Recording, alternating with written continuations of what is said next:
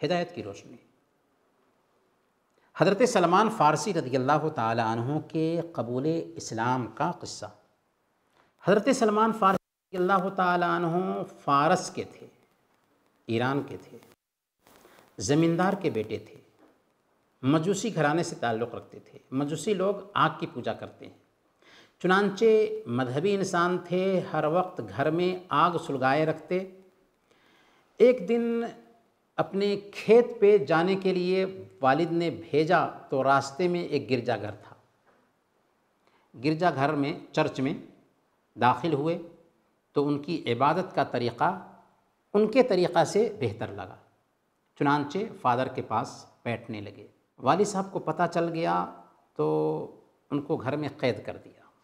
کیسے بھی زنجیر توڑ کر کے ایک دن نکلے اور سیریا پہنچ گئے۔ کیوں؟ اس لیے کہ سیریا میں بڑے بڑے پادری تھے، وہاں پہ عیسائی مذہب کے جاننے والے اچھے اچھے لوگ تھے۔ جس پادری کے پاس ان کو ٹھہرایا گیا تھا وہ برا پادری تھا، لوگوں کا صدقہ دان جمع کرتا اور اپنے پاس اکٹھا کر لیتا تھا، لیکن یہ کچھ کہہ نہیں سکتے تھے کیونکہ وہ دوسری جگہ سے آئے تھے اور ان کو عیسیٰ علیہ السلام کی تعلیم سیکھنی تھی، خاموش رہے۔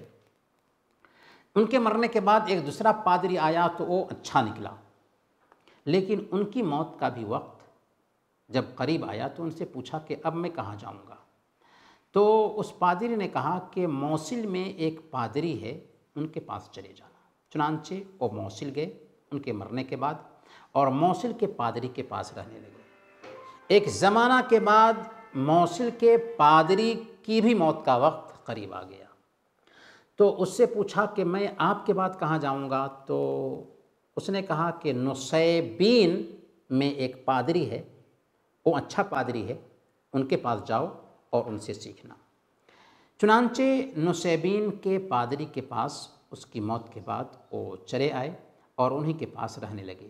لیکن نصیبین کے پادری کی موت کا جب وقت قریب ہوا تو اس نے وصیت کی کہ اموریہ میں ایک پادری ہے جو ہمارے طریقے پر ہے، ادھر ادھر مت جانا، اموریہ چلے جانا اور اموریہ کے پادری کے پاس رہ کر کے تم عیسائیت کی تعلیم حاصل کرنا۔ چنانچہ نصیبین کے پادری کی موت کے بعد اموریہ کے پادری کے پاس وہ چلے آئے اور ان کے پاس ہی رہنے لگے۔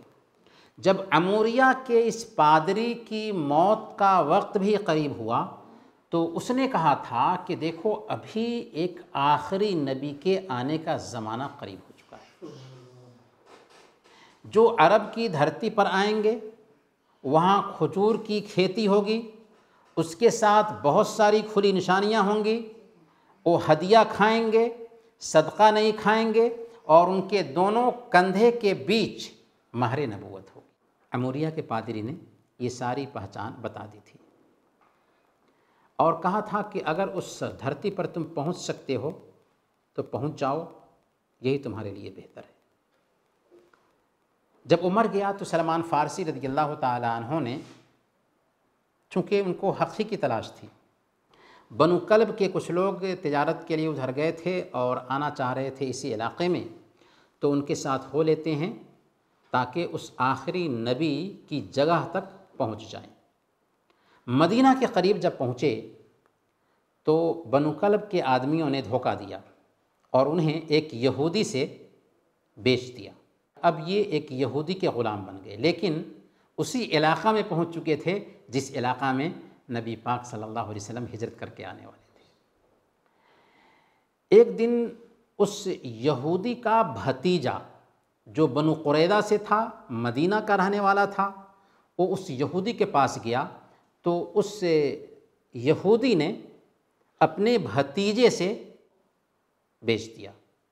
گویا کہ اس یہودی کے بھتیجے نے، جو مدینہ کا تھا، بنو قریظہ سے تعلق رکھتا تھا، مدینہ کے قبائل میں سے ایک قبیلہ بنو قریظہ تھا، اس نے خریدا اور مدینہ لے کر کے آ گیا۔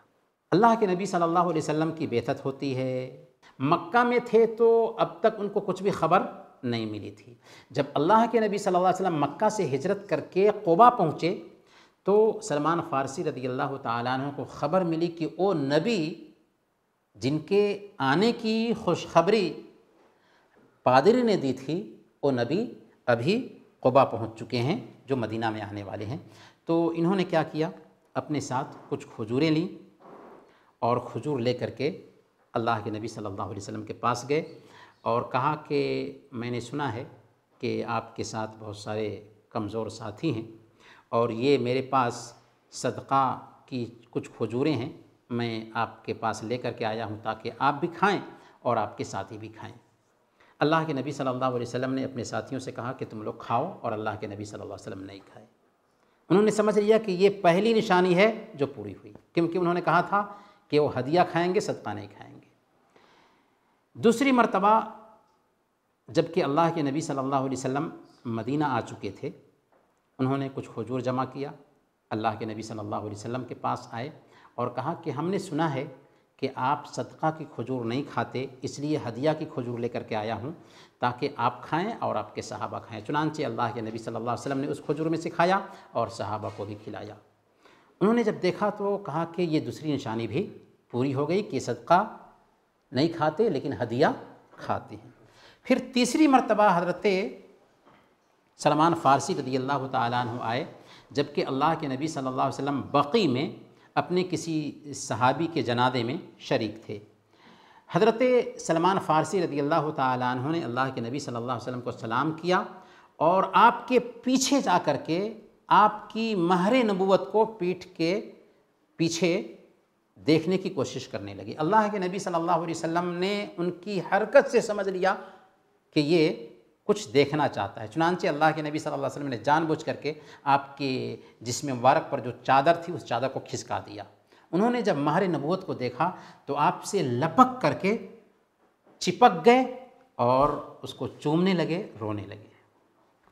اللہ کے نبی صلی اللہ علیہ وسلم نے جب دیکھا ان کی کیفیت تو کہا کہ ادھر گھومو، سامنے آؤ، بولو کیا بات ہے۔